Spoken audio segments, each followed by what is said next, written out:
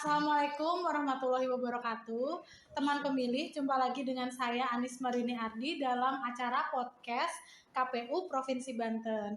Hari ini kita kedatangan tamu istimewa, yaitu Bapak Masudi, salah satu anggota Komisi Pemilihan Umum Provinsi Banten. Apa kabar Bapak? Alhamdulillah kabar baik. Sehat ya Pak ya? Alhamdulillah sehat. Oke, teman pemilih, Bapak Masudi ini merupakan Kordif Teknis Penyelenggaraan Pemilu, dan beliau ini hobinya adalah membaca buku ya. Jadi memang udah pinter dari sononya. Namun untuk tanpa memperpanjang kata, kita mau ngobrol nih tentang teknis penyelenggaraan pemilu Pak, karena tidak semua teman pemilih ini tahu bagaimana step-stepnya penyelenggaraan pemilu dari mulai awal sampai akhirnya terpilih gitu ya misalnya. Nah, Pak Masudi bisa jelaskan nggak Pak tentang apa sih teknis penyelenggaraan pemilu tersebut?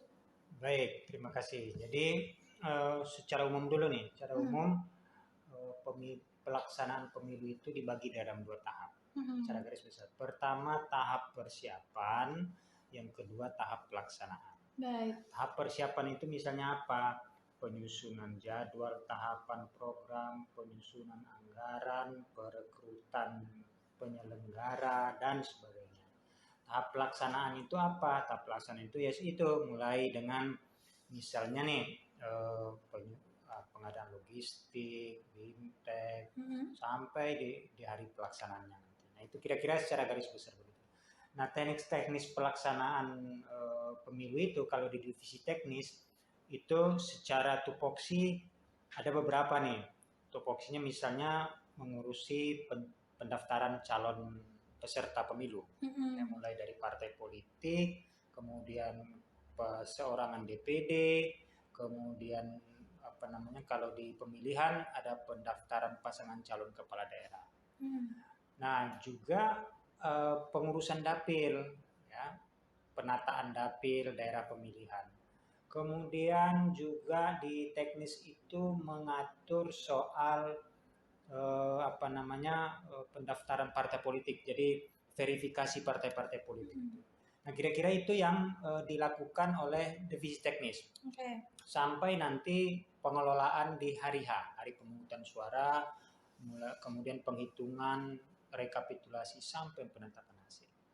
Oke, jadi teknis ini kayak jantungnya pemilu ya Pak ya? Lebih kurang begitu, jantung pemilu. Jadi kalau tidak ada teknis, jadi kalau nggak ada jantung nggak bergerak. Benar. Jadi emang di sini titik sentralnya ya, penyelenggaraan pemilu itu ada di teknis penyelenggaraannya, mulai dari awal tadi sampai terpilihnya gitu ya Pak ya. Nah untuk dasar hukumnya Pak, kita harus belajar dari apa nih Pak, produk hukum yang melingkupi teknis ini Pak? Kalau ada 2 dasar hukum kita, di tingkat undang-undang itu ada 2. Kalau untuk pemilu legislatif, DPD, kemudian presiden, itu dasar hukumnya Undang-Undang 7 2017 tentang pemilu. Nanti kalau untuk pemilihan, Undang-Undang 10 2016 tentang perubahan Undang-Undang nomor 1 2015 tentang pemilihan kepala daerah. Jadi kan ada 2 jenis pemilihan nih. Ini menjadi dasar hukum kita. Jadi seluruh seluk-beluk pelaksanaan pemilu legislatif, presiden, dan DPD itu diatur secara lebih diatur lewat Undang-Undang 7 2017. Seluruh seluk-beluk pelaksanaan pemilihan kepala daerah itu diatur lewat Undang-Undang 10 2016 yang kemudian kemarin dirubah lagi tuh. Jadi 2020 karena menyesuaikan dengan situasi pandemi. Nah dan turunannya ini adalah peraturan KPU. Ya. Jadi dasar hukum kita itu undang-undang, peraturan KPU, kemudian dan surat-surat turunan teknis lainnya, ada surat edaran dan sebagainya. Kira-kira itu pedoman kita dalam mengelola pelaksanaan pemilu kita. Oke, jadi ada beberapa dasar hukum ya Pak yang harus memang kita cermati dan menjadi dasar regulasi teknis penyelenggaraan pemilu. Nah ngomong-ngomong nih Pak Masudi, ini kan sudah lama ya menjadi komandannya teknis penyelenggaraan pemilu. Apa yang menjadi pengalaman menarik nih Pak terkait dengan teknis penyelenggaraan pemilu misalnya yang ada di Provinsi Banten, karena kan Banten ini unik ya Pak. Ya. Ada yang masyarakatnya itu metropolit, ada yang masyarakatnya itu ya masyarakat sederhana kayak saya gini-gini kan ya Pak ya. Nah itu seperti apa Pak pengalamannya? Kalau cerita yang unik-unik banyak ya, saking banyaknya jadi nggak ingat saya. Misalnya, karena memang beda-beda kan, kalau daerah Tangerang Raya, karena kita ini kan daerah Tangerang Raya ada, kemudian mulai dari Cilegon sampai Lebak itu beda lagi tuh karakter masyarakatnya. Tangerang Raya ini mirip-mirip Kabupaten Tangerang, Kota Tangerang, Tangerang Selatan ini mirip-mirip kayak masyarakat perkotaan ya, karena dekat betul dengan Jakarta persinggungannya. Jadi hari-hari masyarakat itu seperti itu kehidupan mereka, perilaku, budaya dan sebagainya. Penanganannya juga beda itu. Kalau mulai di luar itu yang 5 kabupaten lagi beda lagi tuh. Jadi karakteristik masyarakat, budaya, sosial dan sebagainya itu berbeda. Jadi beda penanganan.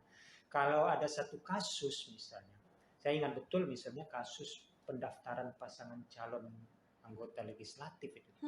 Itu lucu-lucu itu. Bagaimana mereka sedang berupaya keras agar calon mereka itu bisa kita terima meskipun persyaratannya nggak cukup. Persyaratannya nggak cukup, tidak memenuhi syarat untuk kita. Tetapi mereka berupaya agar mulai dari cara yang serius sampai dengan cara guyon mereka meyakinkan kita. Ya tapi kita juga respon mulai dari cara yang serius sampai dengan cara guyon juga kita respon. Ada syarat surat keterangan berkelakuan baik, surat keterangan sehat jasmani dan rohani. Nah ini kan lama ini keluarnya nih biasanya waktu itu. Jadi ini Pak orangnya sehat, normal, tidak gila sebenarnya. Iya. Jadi dijamin kalau dia nanti kita masukkan dia nggak gila Pak. Ya, pokoknya waras lah pokoknya. Iya, saya juga tahu dia nggak gila, kan? Buktinya dia sekolah sampai ijazahnya ada SMA nih. Tapi kan kita kira-kira begitu ya. Jadi sebetulnya kesan-kesan unik itu sangat kasuistik ya. Kasuistik. Jadi apalagi peristiwa-peristiwa lapangan pada hari H, misalnya hari H pencoblosan, kemudian setelah pencoblosan pemungutan, itu banyak sekali cerita-cerita atau peristiwa-peristiwa lapangan yang memang unik kalau kita ingat sekarang. Tapi kalau pada hari H itu bukan cerita unik itu, bukan cerita lucu, itu justru cerita serius yang harus kita sikapi. Karena ini kan berkenaan dengan nasib orang ya. Di teknis ini mengurus nasib orang. Nasib para calon. Ini mau berpartisipasi itu ya. Iya. Jadi teknis ini makanya kita pakai semboyan jantungnya pemilu karena memang di sini detaknya ya, tanpa mengabaikan divisi-divisi lain, tapi teknis ini kita anggap sebagai jantungnya karena seluruh mata ratusan juta pemilih itu matanya tertuju pada hari H. Jadi sebaik apapun persiapan kita nanti di sebelum hari H, misalnya kalau dulu tanggal berapa pemilu kita? Pemilu legislatif kita tanggal berapa? 9 April ya? Tanggal 9 April. Sebaik apapun perencanaan sebelum 9 April, tapi kalau 9 Aprilnya bermasalah, itu bermasalah semua itu. Jadi dianggap yang lain-lain itu nggak ada tuh oleh masyarakat. Padahal ya saling kait-mengkait. Nah karena itu memang di teknis ini menjaga betul itu. Supaya pada hari H itu pestanya itu benar-benar sempurna pestanya tanpa ada ya 1-2 kalau ibarat pesta gelasnya pecah, piringnya pecah, sendoknya hilang ya itu kita anggap dinamika lah ya, bunga-bunga pesta. Tetapi secara substansi jangan sampai pestanya nggak bisa dinikmati lah kira-kira begitu. Luar biasa ya, pengalamannya banyak ya terkait dengan partisipan dari pemilu itu banyak tingkahnya. Ada yang pengen Pak gimana nih lolosin dong verifikasinya gitu ya. Ada itu. Terkait dengan itu ya Pak ya, kita kan mengenal bahwa KPU ini mempunyai alat kerja, misalnya Sipol dan Sirekap yang nanti berkaitan dengan proses penyelenggaraan pemilu tersebut ya Pak. Apalagi Sipol ini ya Pak. Nah, menurut Pak Masudi itu sudah optimal kita jadikan sebagai alat kerja atau ada catatan-catatan penting nih Pak? Kalau di kita itu ada beberapa aplikasi. Ada aplikasi Sipol, ya.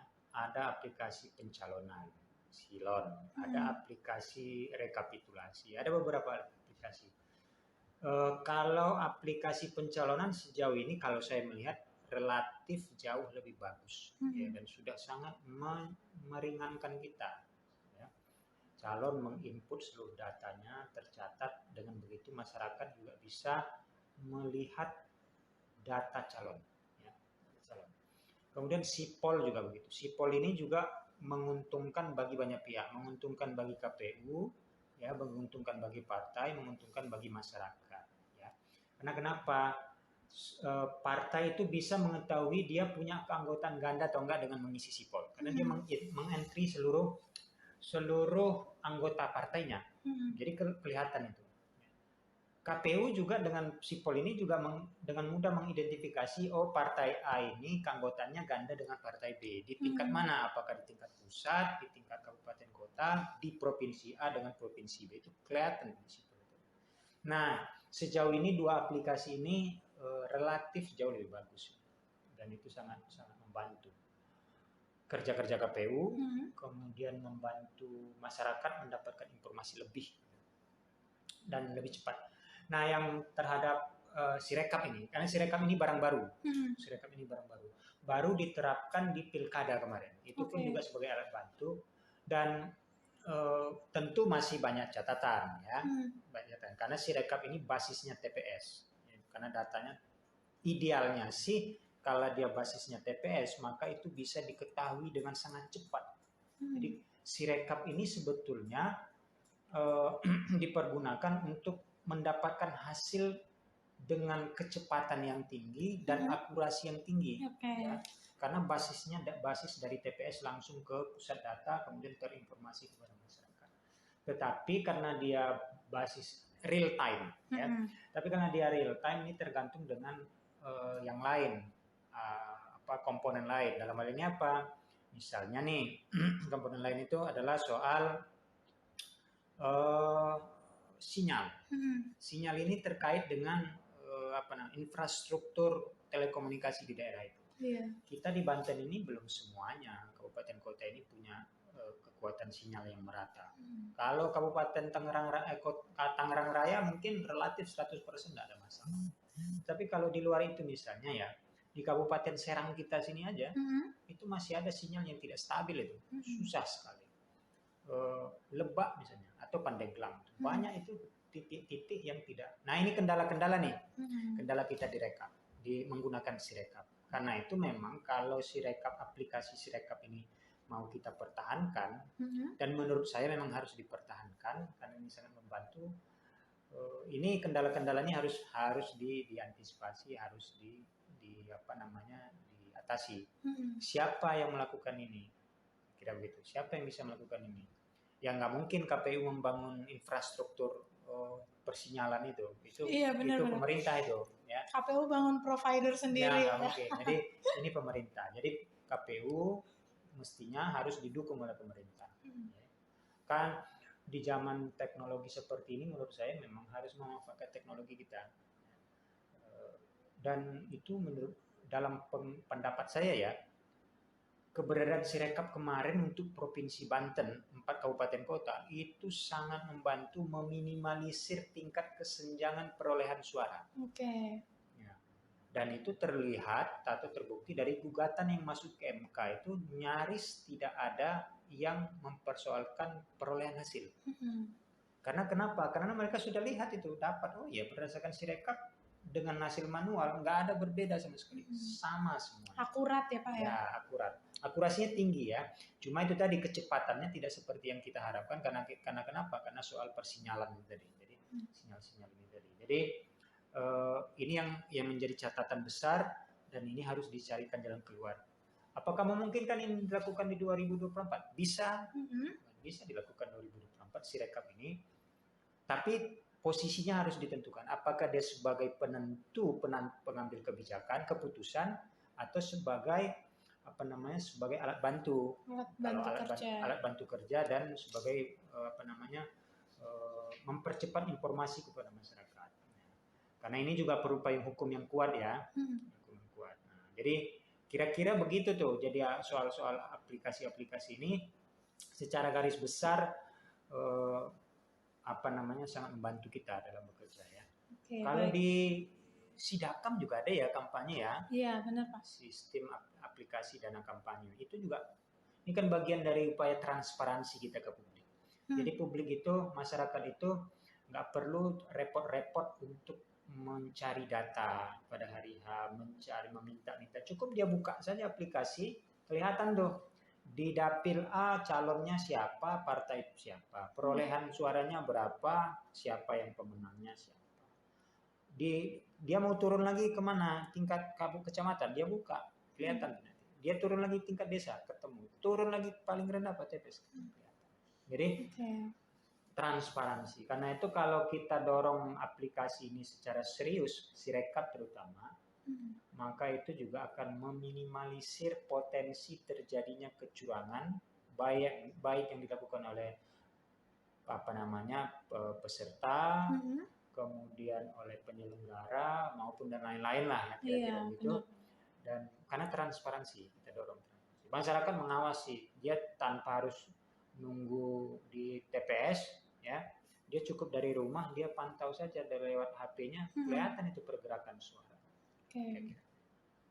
Jadi emang alat bantu kerja KPU itu membuat semua proses penyelenggaraan pemilu itu transparan, terbuka, akurat, dan bisa aksesibel ya bagi seluruh masyarakat itu yang pengen tahu nih perjalanan suara aku tuh sampai gimana sih. Nah itu nanti dengan alat kerjanya KPU semuanya bisa terpantau dengan baik. Itu kan prinsip kerja KPU ya, transparan ya. Transparan. Jadi KPU itu harus bekerja bukan hanya taat asas, ya, tapi juga bukan hanya profesional, proporsional, tapi juga harus transparan. Karena kalau tidak transparan, bagaimana kita membangun kepercayaan? Lembaga ini harus membangun kepercayaan publik ya, dari publik kalau dia tidak transparan. Jadi salah satu masyarakat bisa percaya kepada kita kan kita transparan, tidak ada yang disembunyikan. Selain berlaku adil, ya, berlaku adil, memperlakukan peserta secara adil. Selanjutnya Pak, kita teman pemilih mungkin penasaran ya, sampai sejauh mana persiapan KPU Provinsi Banten untuk menggelar kontestasi politik nanti di tahun 2024. Nah, isu yang berkembang hari ini tuh kan kita mau menyederhanakan surat suara, Pak. Surat suara ini kan biasa terasosiasi bahwa pemilu itu nyoblos. Nanti ke depan bisa aja kan pemilu itu nyoblos dan nulis, nyoblos dan nyontreng gitu ya. Nah itu sampai detik ini sejauh mana Pak persiapan penyederhanaan surat suara tersebut? Ada upaya memang agar surat suara dengan 5 jenis itu kita sederhanakan. Karena dengan 5 jenis kemarin itu sangat banyak penelitian dan itu tidak efektif, tidak efisien ya. Mulai dari soal kertas, anggaran dan sebagainya juga akan sedikit merepotkan orang. Ya. Nah ini sedang diupayakan. Beberapa kali KPU nasional itu melakukan simulasi, ya. Simulasi agar dicari formula yang paling tepat dari 5 jenis surat suara itu, apakah bisa menjadi 2 suara atau bahkan 1 surat suara. Tentu dengan berbagai kekurangan dan kelebihan. Kalau 1 surat suara kan dengan 5 jenis pemilihan bertumpuk menjadi 1 surat suara tuh. Maka konsekuensinya apa? Kertas surat suaranya menjadi besar sekali.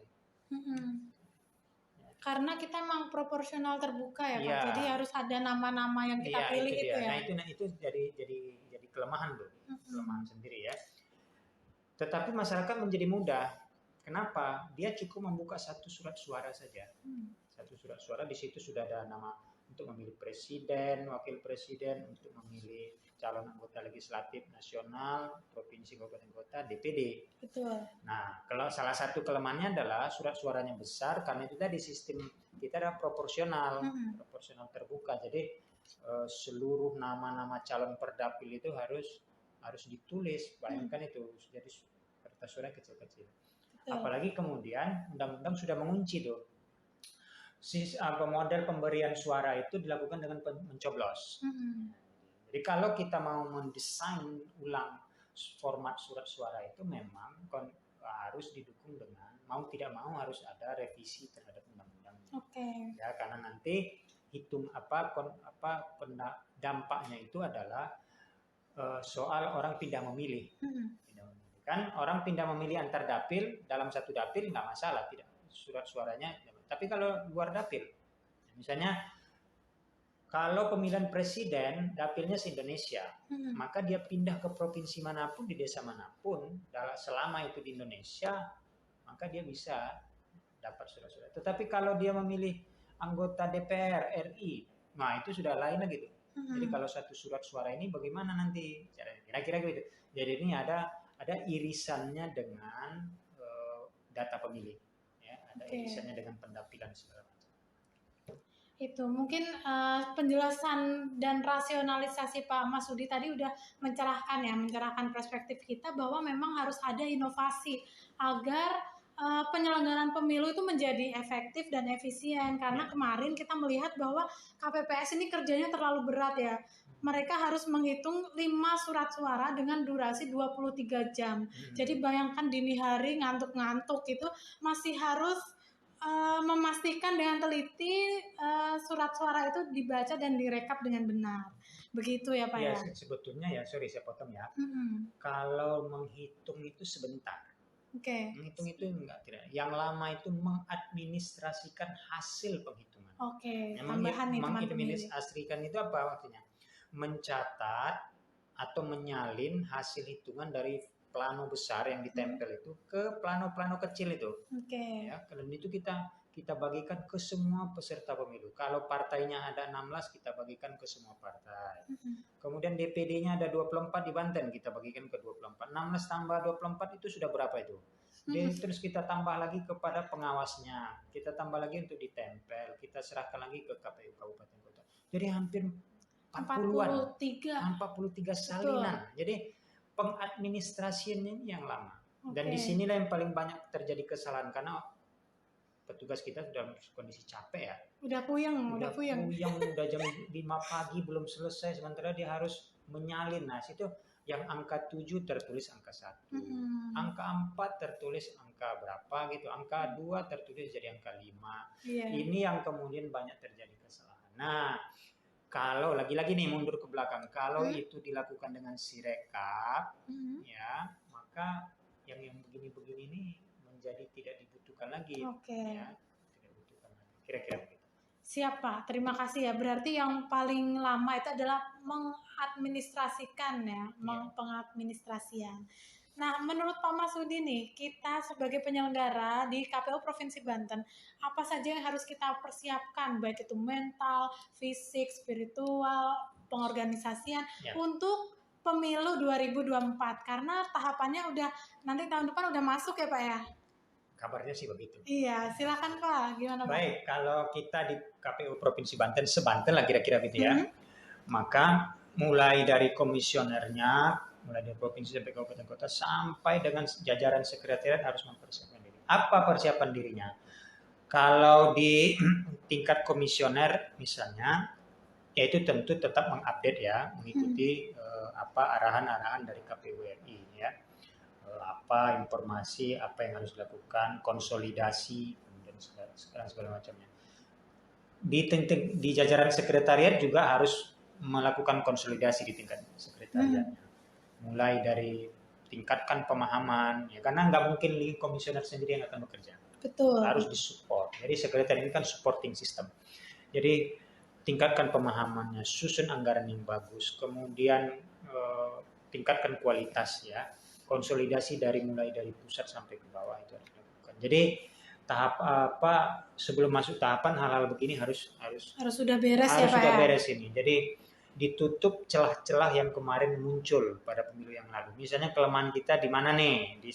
Kalau di level sekretariat, di bagian ini. Nah, ini harus ditutup dengan segera ini ya. Cara nutupnya macam-macam. Apakah peningkatan SDM-nya ataukah geser orang, macam-macam lah, itu tergantung hasil analisa, hasil evaluasi yang harus dilakukan baik di jajaran sekretariat maupun di jajaran komisioner. Oke, luar biasa ya, tadi teman pemilih kita udah banyak belajar ya tentang teknis penyelenggaraan pemilu serta mengulik pengalaman Pak Masudi selama pengalamannya menjadi komandan teknis penyelenggaraan pemilu. Macam-macam lah pengalamannya, nanti kita coba tanya di komen-komen YouTube kita, Pak apalagi nih pengalamannya, itu boleh banget teman pemilih. Nah terakhir nih Pak, quotes atau pesan dan harapan untuk Pak Masudi kepada teman pemilih semua di Indonesia, terutama di Banten, untuk berpartisipasi dalam pemilu dan pemilihan di tahun 2024. Ya saya kira ya, karena pemilu ini untuk kita, dari kita untuk kita, maka mau tidak mau memang para pemilih harus meningkatkan kepeduliannya. Zaman sekarang untuk mengetahui track record para calon peserta pemilu itu mudah sekali, ya. Maka informasi berseliweran. Tantangan kita hari ini, teman-teman pemilih, adalah bukan bagaimana mendapatkan informasi. Tantangan kita hari ini adalah bagaimana menyaring informasi. Karena kita ini lahir dalam banjir informasi. Jadi tantangan terbesar kita adalah memilah informasi yang bermanfaat buat kita. Jadi itu karena banyak hoax itu, banyak hoax tentang pemilih. Jadi nanti teman-teman pemilih akan ketemu berita-berita atau informasi yang kadang-kadang ini informasi negatif atau informasi tidak negatif. Ini kampanye hitam atau ini kampanye negatif. Beda itu nanti. Jadi ini harus mulai dari sekarang melek terhadap informasi harus ditingkatkan. Kira-kira. Jadi memang kita sebagai pemilih itu harus cerdas, berdaulat dan mandiri ya Pak ya. Kita tidak boleh kemakan hoaks, tidak boleh tersegregasi oleh arus politik yang biasanya kalau dalam pemilu-pemilu itu selalu masyarakat itu terbelah-belah ya Pak ya.